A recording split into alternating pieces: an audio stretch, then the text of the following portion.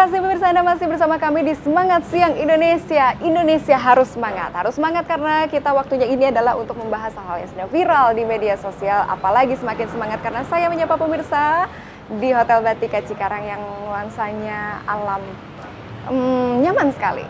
Jadi ini bisa menjadi rekomendasi Anda untuk staycation di era new normal ini. Kita masih membahas yang namanya fenomena make up kekinian. Jadi yang namanya make up itu sekarang sudah menjadi item keseharian yang tidak hanya digeluti oleh kaum dewasa ya. Anak-anak juga sekarang, tadi kita sudah lihat di segmen sebelumnya, anak-anak sudah pada make up dengan lihai seperti MUA profesional. Ada yang menjadikannya prestasi, ada juga yang menjadikannya profesi luar biasa. Tapi ada satu berita viral ya pemirsa ini. Ada beberapa aksi lucu anak-anak yang memakai make up dan bergaya sedang melakukan tutorial make up sebagai beauty vlogger katanya. Kita lihat bersama yuk. Sahabat semangat, make up sekarang bukan barang langka yang hanya bisa digunakan oleh orang dewasa saja. Belakangan banyak anak-anak kecil yang ikut antusias memakai make up dan membagikan video tutorial di media sosial. Aksi lucu dan menggemaskan ditunjukkan oleh seorang bocah perempuan saat merekam video tutorial make up. Bukan hanya membuat penasaran dengan gaya make upnya, sebuah trik yang ditunjukkan bocah ini dalam menggunakan pensil alis pun membuat warganet salah fokus. Video tersebut mulai mencuri perhatian publik setelah dibagikan oleh akun Instagram @hello. Bocah perempuan lucu berhijab merah jambu asyik membuat alis dalam video tersebut. Tak lupa ia bersenandung seperti yang biasanya dilakukan para beauty vlogger. Namanya juga anak kecil. Tutorial yang dibuat oleh bocah yang belum diketahui namanya ini sangat sederhana dan apa adanya. Bahkan ia hanya memakai produk berupa pensil alis, bedak, dan lipstick. Tutorial make up dimulai dengan aksi membuat alis yang dilakukan dengan cara agak nyeleneh, di mana bocah perempuan ini selalu menjilat pensil alisnya sebelum memoleskannya. Setelah selesai, ia baru mulai memakai bedak. Aksi ini ditutup dengan adegan mengaplikasikan lipstik ke bibir. Cara bocah ini mengaplikasikan lipstik ke bibir juga cukup menarik karena mirip dengan apa yang biasa dilakukan orang dewasa. Video ini jelas mengundang perhatian dari warganet di media sosial Instagram. Terlebih lagi, soal kebiasaan bocah perempuan ini menjilat pensil alisnya sebelum memoleskannya ke alis. Hal ini cukup disorot oleh warganet. Aksi kocak tutorial make up bocah menggemaskan juga dilakukan oleh seorang anak yang dari bahasanya terdengar berasal dari Jawa Barat ini. Dengan wajah putih karena diolesi masker dari bedak, dia memberi penjelasan dengan tata bahasa yang campur aduk, namun diucapkan sembari berlagak bak beauty vlogger populer. Aku pakai bedak ini dari untuk kecil ya. Aku umur berapa? 3.400. Aku entar pakai bedak ini lagi supaya putih bangetnya. Jeng tangannya, jeng ininya, punduknya. Ini itu dari bunga jerawat ya. Ini tuh bagus dari kecantikan.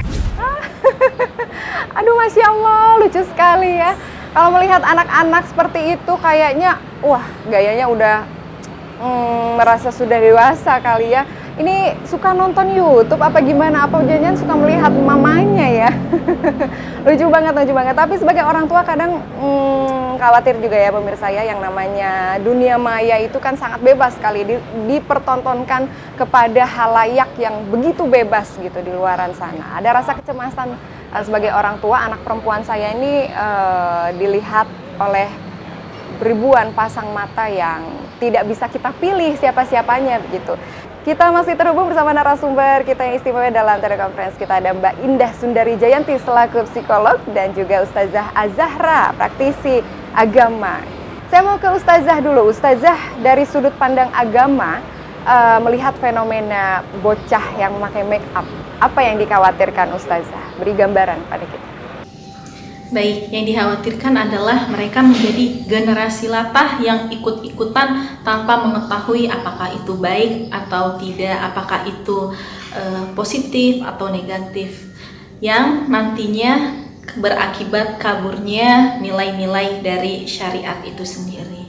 Dan yang lebih parahnya lagi, hal tersebut diwariskan secara turun-temurun kepada para keturunan mereka kelak gitu, tanpa mengetahui apakah itu benar atau tidak benar secara syariat karena dianggap sesuatu yang biasa dan banyak dilakukan orang. Seperti itu Mbak Dita.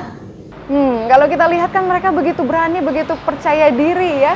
Mbak Indah, kalau melihat dari fenomena ini, mengapa sih anak-anak kekinian ini begitu berani gitu mempertontonkan aksinya di jagat maya? Karena memang kita tidak bisa memungkiri bahwa jagat maya sekarang sudah diisi oleh individu dari berbagai kalangan usia, berbagai latar belakang budaya, berbagai latar belakang pendidikan. Teknologi itu menjadi sesuatu yang kaitannya sangat erat dengan anak-anak zaman sekarang. Jadi memang wajar kalau anak-anak zaman sekarang mereka tidak malu mempertontonkan diri mereka di jagat maya karena teman-teman mereka yang lain juga melakukan hal yang sama. Banyak referensi yang bisa mereka lihat, banyak orang-orang yang mereka tonton yang akhirnya membuat kepercayaan diri mereka juga meningkat bahwa oh saya bisa nih melakukan apa yang dia lakukan gitu, dan mereka anggap wajar karena orang-orang seusia mereka pun sudah melakukan hal tersebut di dunia maya. Baik, Ustazah, apa pesan untuk orang tua milenial menyikapi fenomena ini? Baik. Yang pertama adalah pertebal keimanan dan lebih kencangkan lagi doa kita kepada Allah Subhanahu wa Ta'ala agar Allah menjaga kita, keluarga kita, dan anak-anak kita dari segala sesuatu yang bersifat negatif, terutama di era yang serba digital ini, yang baik dan tidak baiknya, positif dan negatifnya dapat dengan mudah masuk ke rumah-rumah kita, ke pemikiran-pemikiran keluarga kita seperti itu. Yang kedua, kepada orang tua harus lebih dapat mengupgrade ilmunya, harus mau belajar lagi agar dapat membersamai serta bisa mengarahkan bakat anak-anaknya ke bakat yang bernilai positif dan tidak melanggar syariat Islam tentunya. Kemudian yang selanjutnya, batasi waktu pada anak untuk mengakses hiburan-hiburan lewat digital seperti itu, dan saat mereka menggunakan atau mengakses hal tersebut, pastikan agar kita sebagai orang tua beriman mendampingi agar bisa mengetahui apa yang ditonton anak-anak, apa yang diakses anak-anak kita. Nah, nantinya orang tua berkewajiban untuk mengarahkan, memberitahu ini tidak boleh, yang ini boleh, kenapa tidak boleh, dan kenapa boleh. Dan yang terakhir, bagi orang tua yang anaknya diberikan kelebihan atau bakat bermake up, tidak mengapa. Islam tidak melarang selama orang tua dapat mengarahkan dan membimbing hobi tersebut agar tidak menyalahi fitrah Islam. Seperti contoh, arahkan ia kepada bagaimana make up yang syar'i, atau bagaimana bermake up tetap cantik tapi tidak tanpa mencukur bulu alis seperti itu, atau bermake up tanpa membuka aurat yang menimbulkan fitnah. Intinya, apapun hobi dan bakat anak, orang tua berkewajiban dan bertanggung jawab agar dapat mengarahkan dan membimbing anaknya agar bakatnya bisa bernilai positif dan tidak melanggar syariat Islam. Tentu kecemasan selalu ada ya. Mbak Indah, dari sudut pandang psikolog nih, bagaimana menanamkan budaya malu kepada anak-anak, terutama kan kita sebagai umat Islam ya, tentu harus menanamkan budaya malu, tapi sisi lain juga harus mengembangkan prestasi gitu. Bagaimana Mbak Indah?